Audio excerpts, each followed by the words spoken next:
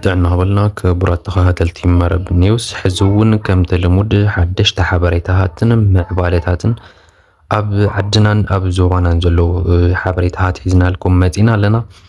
ሎማዓንቲ ክንሪኦም ሓሲብናዮም ዘለና ድማ እቶም ቀንዲ ሓበሬታታት እስኪ ናባኹም ከብል ድርድር ሰላም ህወሓትን መንግስቲ ብልፅግናን ኣብ ደቡብ ኣፍሪካ እናተኻየደ ከም ዝኾነ ዘመላኽት ሓበሬታ እናወፂኦም ዝርከቡ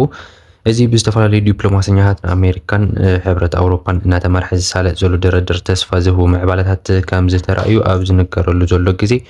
ዓበይቲ ሰበስልጣናት ብልፅግና ግን ሕዚ እውን ህወሓት ክጠፍእ ጥራይ ዘለዎ ምንም ዓይነት ድርድር ኣይንገብርን ምንም ዓይነት ድርድር እውን ይግበር የለን ክብሉ እዮም እናገለጹ ዝርከቡ እዚ ብዝርዝር ክንሪኦ ኢና። بتمثال زينا دما سرعة بلزقنا ناب إيرترا ناي نتعارق مع أنت كم زغربا نستفلا ناي دبلوماسي مع حبرسة بوسع دما التعارقني بالكم زلون نستفلا عينة مرة جزتي ناي دبلوماتيك من جتات الناوت يوم دركبو دي ون بزرزر كن ريوينا حيلتات RSF قبل على حيلتات من جزء السودان بزوسدو وتعود دبدب درون كتما كورموك داغ ما يكام زو تقطع أروى أفليتهم ولو توم بتمثال زينا دما سراويت منجس السودان بوغونو قلتم 270 عطوات RSF 21 حدن عززت العلوت مريحنتن نابت ناي منجس سراويت كم زعتو حدا مجلسي او يوم لو كبرى تخاتلتي زيون بزرزر كريوينا عطوات حرام ريت بمعالتي فرسون يبتونن كم زلون اب سقوط ازنبره ناي جنبار 4 ناي حكمنا ماخل كم زفرسن زبطحنا حبريتا قالو علو زيون بزرزرنا واخن كنو بلينا حزي قلنا نافتناي مجمريا ان حزبنا ملا ايثيوبياوي تسفا ذهب كمون تግራዊ تسفا ذهب حد حبريتا ناوت انيروتي حبريتا زي انتاي زبل ድርድር ሰላም ህወሓትን መንግስቲ ብልጽግናን ኣብ ደቡብ ኣፍሪካ እናተኻየደ ከም ዝኾነ ዘመላኽት ሓበሬታ እናወፀ ዝርከብ እዚ ከምዚ ኢሉ እንሃለወ ግን እዚ ብዝተፈላለዩ ዲፕሎማስኛታት ኣሜሪካን ሕብረት ኣውሮፓን እናተመርሐ ዝሳለጥ ዘሎ ድርድር ተስፋ ዝህቡ ምዕባለታት ኣብ ደቡብ ኣፍሪካ ይረኣዩሉ ዝብል ሓበሬታት እናወፅኦም ዝርከቡ እንተኾነ ግን እዚ ኣብ ዝሕበረሉ ዘሎ ግዜ ዓበይቲ ሰበስልጣናት ብልጽግናን ዝተፈላለዩ ኣካላትን ግን ሕዚ እውን ህወሓት ክጠፍእ ጥራይ ዘለዎ ምንም ዓይነት ድርድር ምስ ህወሓት ይግበር የለን ምንም ዓይነት ድርድር ክንገብር እውን እቅድ ኮነ ዕላማ የብልናን ክግበር እውን የብሉን ዝብሉ ሓደ ሓለፍቲ ናይ ብልጽግና ከም በዓል ኣምባሳደር ሱሌማን ዶዶፎ ኣብ ሶማልያ ዘሎ ናይ ኢትዮጵያ ኣምባሳደር ማለት እዩ ንሳቶም ካልኦትን ብሰፊሑ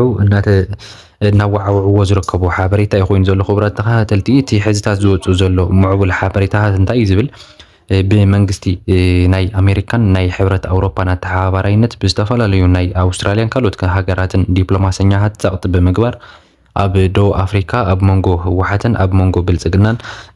ድርድር ይካየድ ኣሎ እቲ ድርድር ንሱ ከዓ ንእሽተይ ተስፋ ዝህብ ኮይኑ ኣሎ ክልቲኦም ወገናት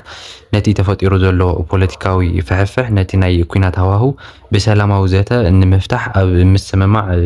ወይ ከዓ ኣብ ምድርዳር ኣብ ምዝርራብ ከም ዝርከቡን እዩ ዝሕበር ፀኒሑ ዝተፈላለዩ ምንጭታት እውን እናሓበሩ ፀኒሖም እዮም እንተኾነ ግን ሕዚ እውን እቶም ናይ ኢትዮጵያ ሓለፍቲ ዝበሃሉ ኣብ ዝተፈላለዩ ፀፍሒ ስልጣን ናይ ብልጽግና ዘለዎ ሓለፍቲ ነዚ ነገር እዚ ክነፅግዎ ተራእዮም ኣለዉ እንተኾነ እኳ ደኣስ ስርዓት ህወሓት ኣብዚ ሰዓት እዚ ተሸኒፉ እዩ ክበታተን ዝግብኦ እቶም መሪሕነት ንሳቶም ናብ ሕጊ ክነምፀሉ ንኽእል ናብ ቤት ፍርዲ ክነቕርቦም ዳ እምበር ክንዘራረብ ክንመያየጥ ንኽእለሉ ዓይነት ሃዋህው የለን ኣብ ሰዓት እዚ ምስ ህወሓት ምንም ዓይነት ድርድር ኣይንገብርን ክንገብር እውን ኣይንኽእልን ዝብሉ ሓበሬታታት እዮም እናወፁ ዝርከቡ ከም በዓል ሱሌማን ዶዶፎ እዚ ነዝሕዎ ዘለው ወረታት እዚ እዩ እቲ ናይ ህወሓት መሪሕነት ናብ ቤት ፍርዲ ክነቕርቦም ኢና ዘለና ኣብ ሰዓት እዚ ድማ ኣብ መጨረሻ ሰዓት ኢና በፂሕና ክብል እዩ ገሊፁ ዘሎ ብተመሳሳሊ እውን ከም በዓል እስክስተኛው ባጫ ድበሌ ዝብልዎ ዘለው ዘረባታት እውን ነቲ ነገር እዚ ነቲ ናይ ሰላም ድርድር ኣሎ እንተሃልዩ ኣሎ ኢሎም ዝገልፅዎ ዘለው እቶም ሓደ ምንጭታት ንዕኡ ዝጣረስ ዓይነት ነገራት እናተዛረበ ከም ዝርከብን እዩ ንሪኦ ዘለና ኩላትና ንዕዘቦ ዘለና ኩነታት ዘመላኽት ዘሎ ክቡራት ተኸታተልቲ እንተኾነ ግን ሕዚ እውን እቲ ናይ ሰላም ሃዋህው እቲ ናይ ሰላም ፃዕርታት እቲ ናይ ዲፕሎማስኛታት ፃዕርታት ከም ዝቐፀለ ኮይኑ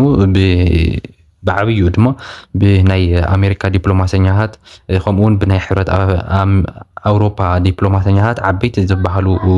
ምሽጥራውያን ጻዕርታት ይካየዱ ከም ዘለውን ብክልቲኦም ወገናት ዘሎ ናይ ውግእ ምድላዋት ድማ በኣንጻሩ ናብቲ ናይ ሰላማዊ ዘተ ገይሮም ነቲ ናይ ፖለቲካዊ መፍሕፋሕ ብሰላምን ብቢሮን ክውድእዎ ዓበይቲ ጻዕርታት ይግበሩ ከም ዘለውን እዩ ካብ ዲፕሎማስያዊ ምንጭታትና ዝበፅሐና ሓበሬታ ዘመላኽት ዘሎ ክቡራት ተኸታተልቲ። እዚ ኩነታት እዚ ሕዚ እውን ኣብ ምንታይ ደረጃ ኣሎ እንታይ ዓይነት ተስፋ ኣለዎ እንታይ ዓይነት ተስፋ ይህብ ተድርድር ኣሎ ድዩ የለን ብኣካል ዝብል ሕዚ እውን ብተደጋጋሚ ንምንጭታትና እናተወከስና እቲ ዘሎ ምዕባለታት በብግዚኡ ናባኹም ከነመሓላልፉ ኢና ክቡራት ተኸታተልቲ። ብምቕፀል ድማ ብተመሳሳሊ ዜና ስርዓት ብልፅግና ናብ ኤርትራ ናይ ንተዓራቕ ምሕፀንታ ከም ዘቕረበን ዝተፈላለዩ ናይ ዲፕሎማሲ ማሕበረሰብ ወፃኢ ድማ ኣተዓርቑን ይብል ከም ዘሎን እቲ ዝበፅሐና ሓበሬታ ዘመላኽት ዘሎ ከም ዝፍለጥ ኣብ መንጎ ትግራይን ኢትዮጵያን ኣጋጢሙ ዘሎ ፖለቲካዊ መፍሕፋሕ ስዒቡ እቲ ኣብ መንጎ ኤርትራን ኣብ መንጎ ኢትዮጵያን ክውላዕ ዝኽእል ኩናት ናይ ትግራይ ቤዝድ ዝኾነ ኩናት ክኸውን ከም ዝኽእል እዮም ብዙሓት ተንተንቲ ፖለቲካ ትንትኑ ዘለው። እዚ ነገር እዚ ድማ ሕዚ እውን ብቐሊሉ ዘይረአ ከም ዝኾነን እቲ ኢትዮጵያ ድማ ቀዳማይ ዕላማኣ ነቲ ናይ ምስ ኤርትራ ዘሎ መፍሕፋሕ መጀመርያ ሰይትል ምግባርን ንዑ ምፍታሕን ከም ዝኾነ ቅድሚያ ሂባ ንዑ ንምፍታሕ ብዝተፈላለዩ ናይ ዲፕሎማሰኛታት ናይ ኣሜሪካን ናይ ኣውሮፓን ክትፈትሑ ትፅዕር ከም ዘላን ናይ ኣተዓርቑን ምሕፅንታ ድማ በብመዓልቱ ናብ ኣስመራ ይበፅሕ ከም ዘሎን ናይ ስዑድ ዓረብን ናይ ዝተፈላለዩ ናይ ኢማራትን ካልኦትን ዲፕሎማሰኛታት እውን ኣብዚ ነገር እዚ ጥንኩር ዝበሃል ቀጥታዊ ተሳትፎ ይካይዱ ከም ዘለውን እቲ ዝበፅሐና ዘሎ ሓበሬታ ዘመላኽት ዘሎ ክቡራት ተኸታተልቲ። እቲ ሕዚ ዝምዕብል ዘሎ ናይ ፅምዶ ምንቅስቃሳት ዘስግኦ ስርዓት ብልፅግና ድማ ነቲ ናይ ፅምዶ ምንቅስቃስ ንምብታንን ንዕኡ ፓራላይዝ ንምግባርን ብኤርትራ ከም ዝጀመረን እቲ ዋና ምሕፅንቱ ድማ ኤርትራ እንድሕር ምስ ብልፅግና ተዓሪቓ ኮይና እቲ ናይ ፅምዶ ዝበሃል ምንቅስቃስ ቶታሊ ክህሉ ስለ ዘይኽእል ትኩረትና ዋና ትኩረትና ኣብኡ ክኸውን ኣለዎ ኢሎም ኣብ ዝሓለፈ ከም ዝገምገሙን እውን ናባኹም ኣቢልና ነርና ኢና ክቡራት ተኸታተልቲ። እዚ ሓበሬታ እዚ ሕዚ እውን ኩሉ ግዜ ብተመሳሳሊ እናተኸታተልና ናባኹም ከነብሎ ኢና። ናብቲ ናይ ቀፃሊ ሓበሬታና ካሕልፈኩም ከለኹ ከዓ ዕጡቃት ሓራ መሬት ዓፋር በብመዓልቱ ይፈርሱን ይብተኑን ከም ዘለውን ኣብ ሰቆጣ ዝነበረ ናይ ግንባር 4 ተባሂሉ ዝፍለጥ ናይ ሕክምና ማእኸል ድማ ከም ዝፈረሰን ዝበፅሐና ሓበሬታ ቃሊዑ ኣሎ። ሰራዊት መንግስቲ ይቅርታ ክቡራት ተኸታተልቲ ከም ዝፍለጥ እቶም ናይ ዓፋር ዕጡቃት ብዝተፈላለዩ ከባቢታት ናይ ምብትታን ኣዝማሚያታት እናረኣዩ ከም ዝነበሩ እናገለፅናልኩም ፀኒሕና ኢና። ብማስረጃ ዝተደገፈ ድማ ብቪድዮ ዝተሰነየ መስረጃታት እናተወዝዑ ፀኒሖም እዮም ካብ ዝተፈላለዩ ከባቢታት ናይ ዓፋር ዘለዉ ዕጡቃት ከምኡውን ብቲ ናይ ሰቆጣ ከባቢ ዝነበሩ ብተመሳሳሊ ድማ ብናይ ፀለምቲ ከባቢ ዘለዉ ዕጡቃት በብመዓልቱ ናብ ሰራዊት ትግራይ ኢዶም ዝህቡን ናብ ዓዶምን ናብ ህዝቦምን ዝምለሱ ዕጡቃት በዚሖም ኣለዉ።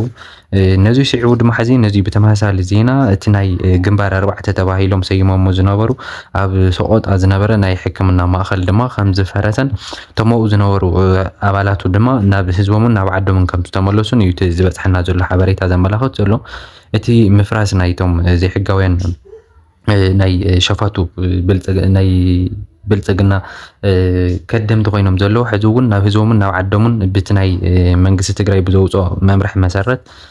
ፃውዒት መሰረት ሕዚ እውን ናብ ዓዶም ዝኣትዉ ዕጡቃት በብግዚኡ እናተበራኸቱ ይመፁ ከም ዘለውን እቲ ዝበፅሐና ዘሎ ሓበሬታ ዘመላኽት ዘሎ። ናብቲ ናይ መወዳእታ ሓበሬታና ካሕልፈኩም ከለኹ ከዓ ሓይልታት RSF ኣብ ልዕሊ ሓይልታት መንግስቲ ሱዳን ብዝወሰድዎ ፅዑፅዕ ደብዳብ ድሮን ንከተማ ኩርሙክ ዳግማይ ከም ዝተቆፃፀርዋ ኣብ ዝዛረብሉ ዘለዉ ግዜ ሰራዊት መንግስቲ ሱዳን ድማ ልዕሊ 270 ዕጡቃትን 21 ኣዘዝትን ካብ ሓይልታት RSF ናብ ሰራዊት ሱዳን ከም ዝኣተውን እዚ ድማ ዲፌክት ከም ዝኾነ እቲ ናይ RSF ሓይሊ ድማ ልዕሊ 80% ሓይልታቱ ተደምሲሱ ከም ዝርከብን ዝብል ሓደ መግለፂ እናወፁ ዝርከቡ ብናይ ክልቲኦም ሓይልታት ዝቕፅል ዘሎ ኩናት ድማ ሕዚ እውን መዕለቢ ከይረኸበ ኣሸናፊ ከይተረኸበሉ ክሳብ ሕዚ ሕዚ እውን ብዝተፈላለዩ ከባቢታት ዝቕፅል ዘሎ ይመስል። እንተኾነ ግን እቲ ናይ መንግስቲ ናይ ሰራዊት መንግስቲ ሱዳን ኣብ ዝሓለፉ ዝተወሰኑ መዓልታት መጠነ ሰፊሕ መጥቃዕታት ብምኽፋት ነቶም ናይ RSF ሓይልታት ክሽምርሮም ከም ዝኽኣልን ናይ ዞባ ኮርዶፋን ዝነበሩ ዝተፈላለዩ ከባቢታት ድማ ነፃ ኣውፅኡ ከም ዝነበረን ናይ ኩርሙክ ከተማ እውን ሓዊሱ ማለት እዩ ብሓፈሻ ኣብ ብሉ ናይል ዝነበረ ናይ RSF ምንቅስቃሳት ዓጊትዎ ከም ዝነበረን እዩ እናተነገረ ፀኒሑ። እንተኾነ ግን ሕዚ እውን እቶም ናይ RSF ሓይልታት ምስ ናይ ብልፅግና ሓይልታት ብምውዳድ ዝተዋደደ ናይ ድሮንን ናይ እግረኛን መጥቃዕቲ ብምፍፃም ነታ ናይ ኩርሙክ ተባሂላ ትፍለጥ ከተማ ዳግማይ ናብ ኢድ ቁፅጥሮም ኣትዮማ ከም ዘለዉ እዮም እናነገሩ ዝርከቡ በአንጻሩ ግን እቲ ናይ መንግስቲ ሱዳን ግን ነቶም ናይ አርኤስኤፍ ሓይልታት ሕዚ እውን በብግዚኡ እናተፈናጭሑ እናተበታተኑ ናብ ኣሃዱታት ናይ ሰራዊት መንግስቲ ሱዳን ይኣትዉ ከም ዘለውን ክሳብ ሕዚ እኳ 270 ዕጡቃትን 21 ኣዘዝትን ከም ዝኣተዉ እዩ ከም ዝተቐበለን እዩ ዝወፅ ዘሎ ሓበሬታ ዘመላኽት ዘሎ ክቡራት ተኸታተልቲ እቲ ኩነት ሕዚ እውን ኣብ ዝተፈላለዩ ከባቢታት ናይ ሱዳን እናቐፀለ ዝርከብ ኮይኑ ኣብ ዞባ ኮርዶፋንን ካልኦት ከባቢታትን ድማ ብዝሓየለ መልክዑ እናቐፀለ ከም ዝርከብ እዮም ወታደራዊ ምንጭታት ዘረጋግፁ ዘለዉ ክቡራት ተኸታተልቲ إذا حبريت زين أو كل ما حبر السمنة نخبت شير مقبرة يترسعكم أو سبسكرايب ناكوركم بيتسكونوا قبلكم يدلين تأنا جناب زازي من الله سلام